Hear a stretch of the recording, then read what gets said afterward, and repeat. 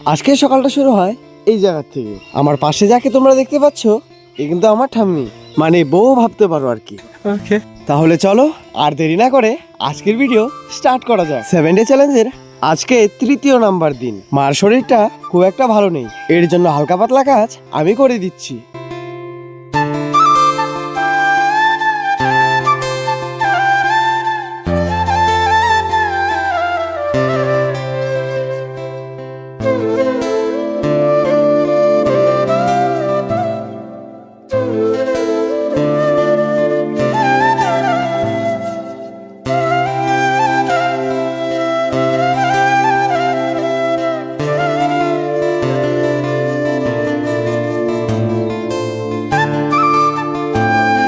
অবশেষে এখানে ভাত বসানো ডান।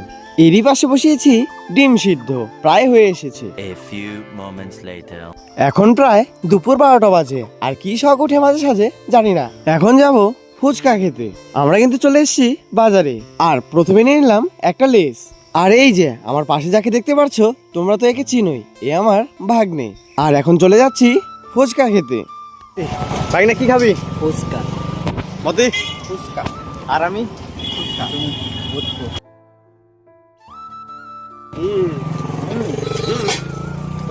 একটা টেস্ট করে দেবো।